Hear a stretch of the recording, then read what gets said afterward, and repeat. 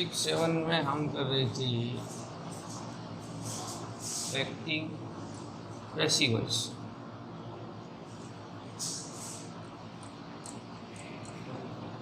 Passive voice कर रहे थे, यानी एक्टिव से पैसिव बनाना। अब मान लो कल हमने किया था एक्टिव से पैसिव में कि हैड सी ईटन फूड, कल ही किया था।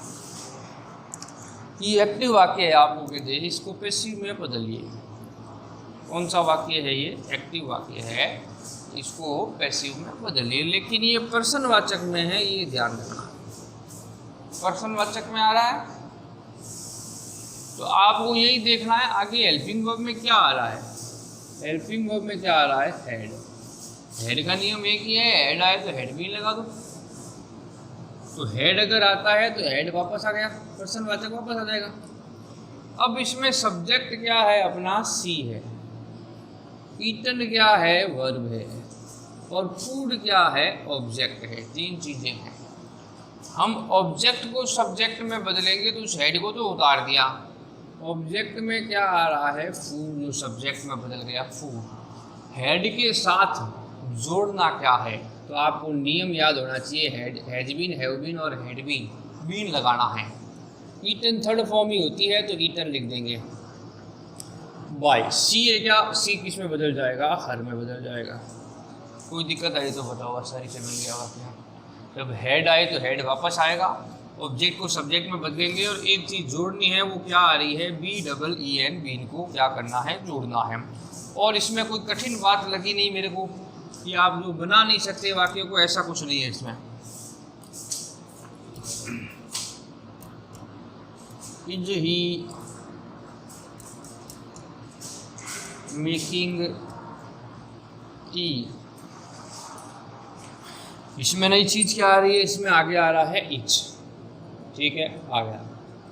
ये ही अपना क्या हो गया यहाँ? सब्जेक्ट। ये क्या हो गई? वर्ब। और ये टी क्या हो गया? ऑब्जेक्ट।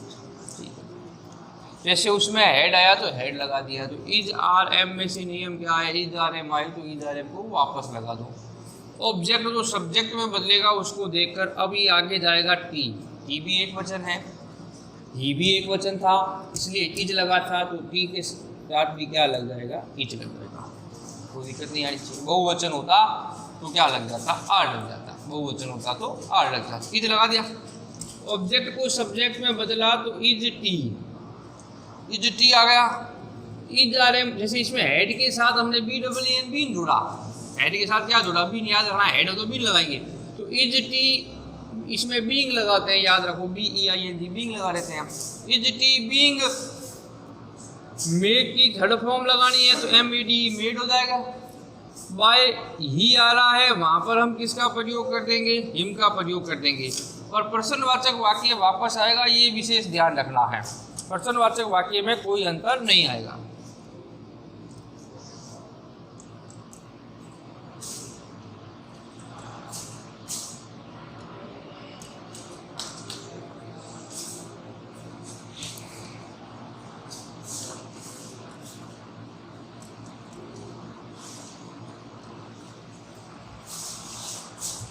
आगे देखें, अब वाक्य में क्या आ रहा है? देखो, अब आ रहा है डिड। डिड आए तो डिड का नियम लगाएंगे। डिड का नियम क्या था? एक डू डज का नियम क्या था बताओ? हम कहेंगे डू डज आए तो आगे क्या लग जाएगा? Is are am. कोई बीइंग नहीं लगाना है।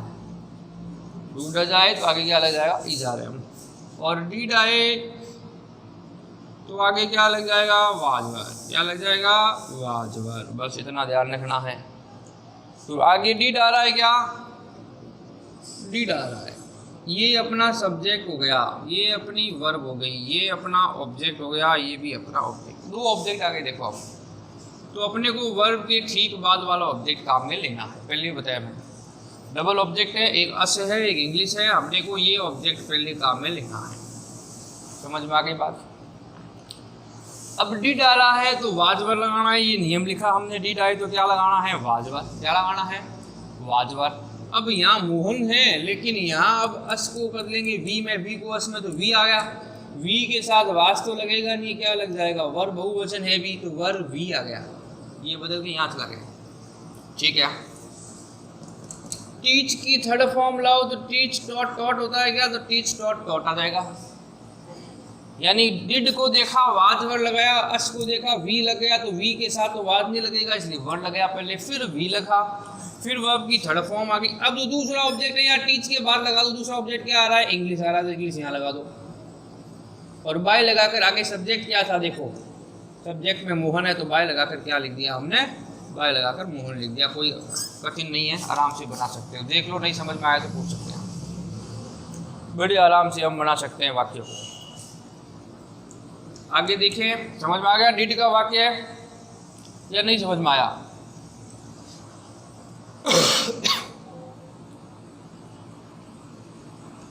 आगे देखें, must you write a letter,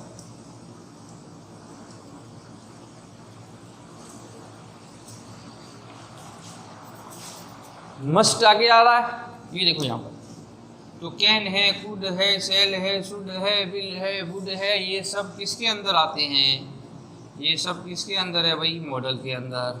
और जब मॉडल आए तो मॉडल वापस आता है, मॉडल के साथ बी प्लस वर्ब की थर्ड फॉर्म लगाते हैं। ये हमने नियम पढ़ा था पहले कि कैन आए तो कैन भी लगा दो, सेल आए तो सेल भी लगा दो, विल आए तो विल भी लगा दो, कुड आए तो कुड भी लगा दो, मे आए तो मे भी लगा दो, मस्ट आए तो मस्ट भी लगा दो।